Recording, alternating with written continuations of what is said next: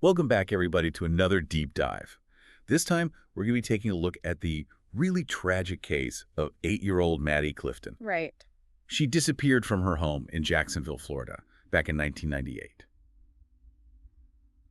And, one of the things that makes this case so unsettling is that, well, her killer turned out to be her 14-year-old neighbor, Yeah. Joshua Phillips. A 14-year-old neighbor, Joshua Phillips, and even more disturbing is that he actively participated in the search efforts before they, discovered that he was the one that took Maddie's life. Yeah, it's truly a case of things not always being what they seem, right? Oh, absolutely. It's a reminder that the people we trust can sometimes, harbor these really dark secrets. Right, and to kind of set the stage, this all began on November 3rd, 1998, with a frantic 911 call from Maddie's mother, Sheila Clifton. Yeah, you can just hear the desperation in her voice. I mean, it's palpable. The fear and confusion as she's describing Maddie to the operator, like her red t-shirt and shorts, her reddish-brown hair.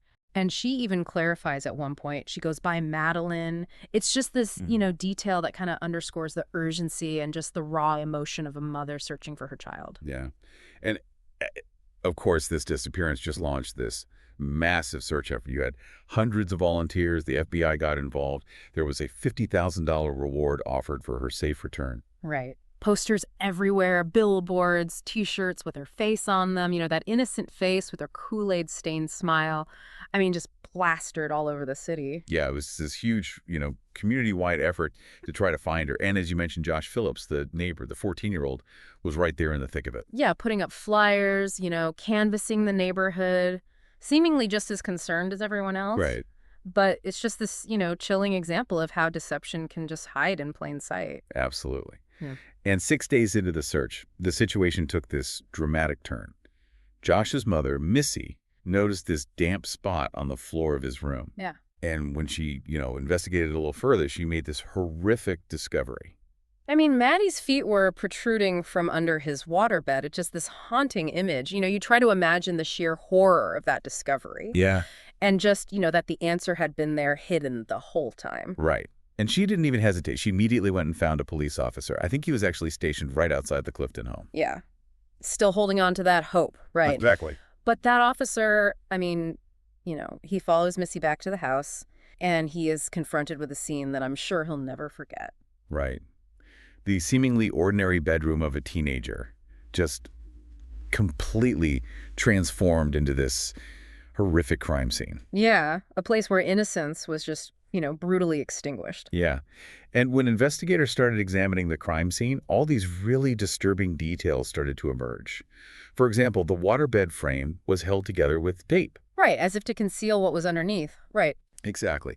And Maddie's shorts were missing, which just added this whole other layer of mystery to the whole situation. And they found a baseball bat behind the dresser, and a knife was hidden as well. These weren't just the belongings of a typical teenager.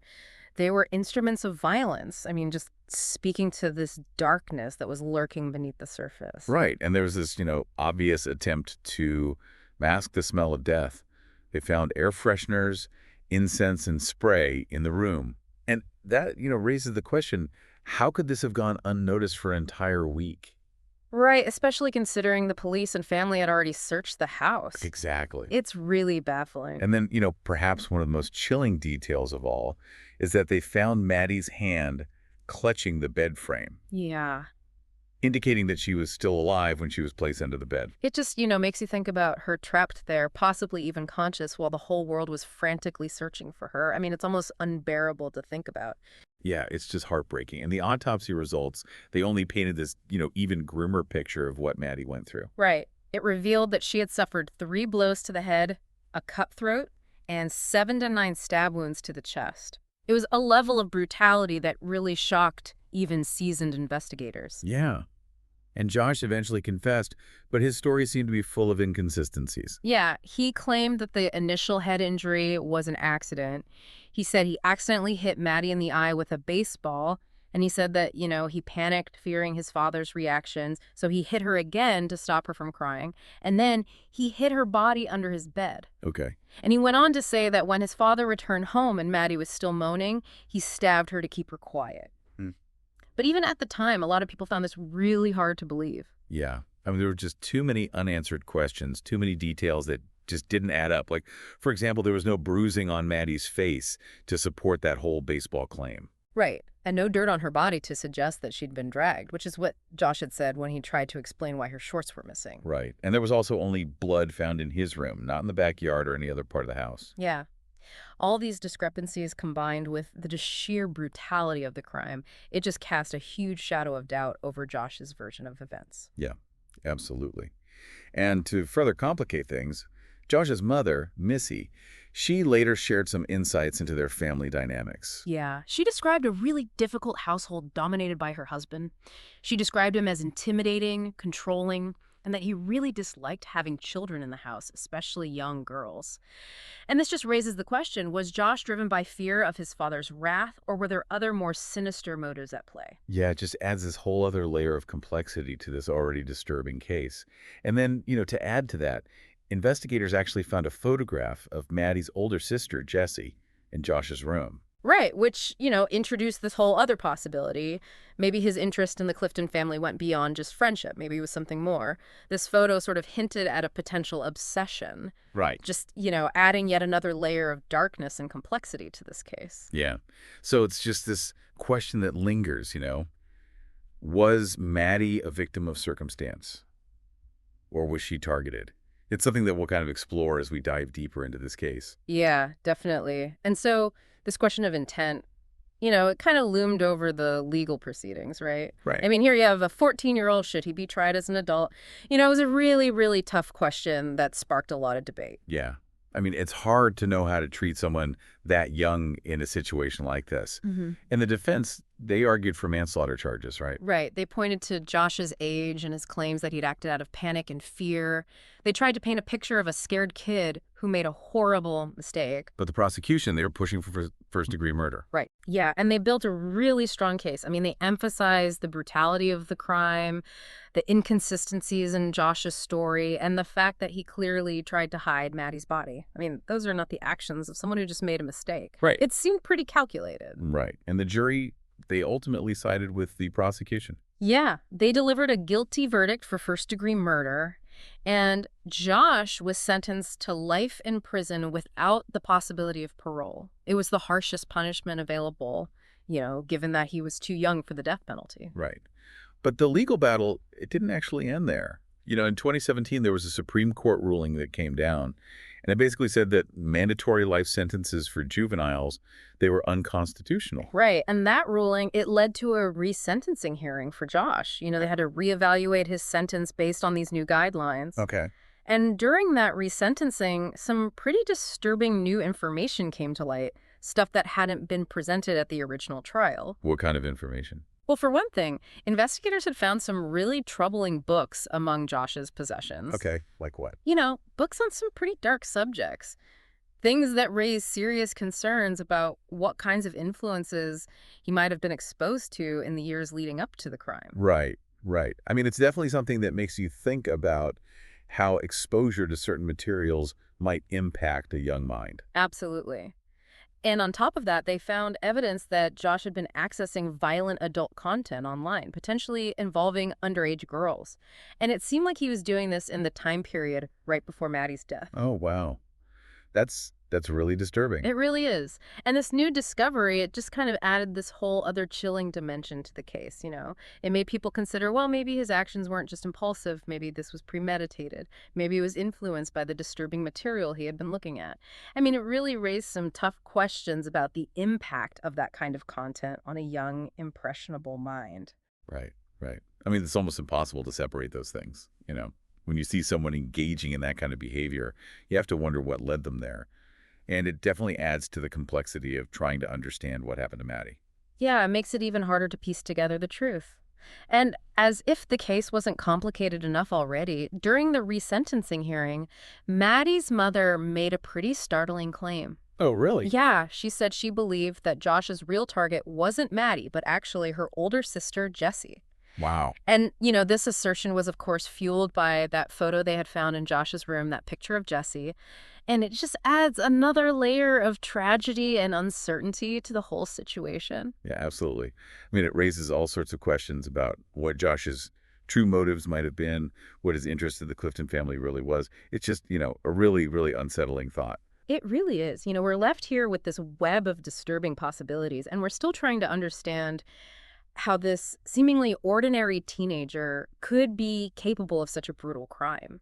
I mean, was it just a tragic accident or a moment of panic that just spiraled out of control? Or was there this darker intent, something fueled by disturbing influences and hidden desires? Right. It's a question that haunts this case. Was this a crime of opportunity or something much more sinister? And this case really had a profound impact on the Jacksonville community. It wasn't just a crime, it was something that shook the very foundation of their sense of safety. Right. The idea that something so horrific could happen in their own backyard, I mean, in a seemingly ordinary neighborhood, it just left people reeling. Yeah, it forces you to confront that uncomfortable reality that darkness can exist anywhere, even in the places we think are safe. Absolutely. And the fact that it was a teenager who committed this crime, someone who was so seemingly normal and blended into the community so well, that just amplified the fear and unease even more. Right. It really challenged that idea that we can easily identify danger. Yeah. That we can spot evil when we see it. Exactly. This case showed that evil can be insidious. It can hide in plain sight. And it really was a wake-up call. Yeah. A stark reminder that we have to be vigilant. Absolutely, even in the places we think are safe. And, in the aftermath of the tragedy, the community obviously went through a huge range of emotions. There was grief, there was anger, confusion, this deep sense of vulnerability. Yeah, it's understandable. I mean, it's such a traumatic event. But even amidst all of that, there was also, this glimmer of hope. Because the community came together, right? Oh, absolutely. They offered support to Maddie's family, they supported each other, and there was a renewed focus on child safety. They were determined to learn from this and prevent something like this from ever happening again. Yeah, you saw parents having these difficult conversations with their kids, Right. emphasizing awareness and the importance of personal safety. Exactly. It really brought the community together in this, really sad but important way. Right. And the case as a whole, it really serves as this, chilling reminder about how fragile innocence is. Yeah. And the importance of, working to safeguard our children. It highlights how important open communication is within families, communities, creating environments where young people feel safe to come forward with their fears. Exactly. And to speak up if something is wrong. Absolutely. And it's a reminder that we all have a responsibility to be vigilant, to look for signs, Right. even small things, changes in behavior, things that might seem insignificant at first, but they could be a red flag. We have to pay attention. Yeah, absolutely. And now, as Josh Phillips awaits another resentencing hearing, we're left with this question of justice and rehabilitation. Right. I mean, how do you balance the need for accountability with the potential for growth and change? Especially when it comes to a juvenile offender. It's incredibly complex. There are no easy answers. But as we consider these questions, I think it's so important to remember Maddie, Yeah. the little girl whose life was tragically cut short. Her story is a reminder that we need compassion, understanding, and that we need to work together to create a safer world for children. I think that's a good takeaway. And although this case may never have a neat and tidy resolution, the lessons we've learned from it can definitely help us be more aware, more proactive about protecting our children. Right, more dedicated to creating a culture of support and vigilance within our communities. I think that's what Maddie would have wanted. Yeah, I think you're right. And that about wraps up our deep dive into the tragic case of Maddy Clifton. This is a case that stays with you. Absolutely. And we just hope this discussion has given everyone some new perspectives on the complexity of this case. And maybe a renewed sense of purpose in protecting the most vulnerable among us. Couldn't have said it better myself. Thank you for joining us for this difficult but important discussion.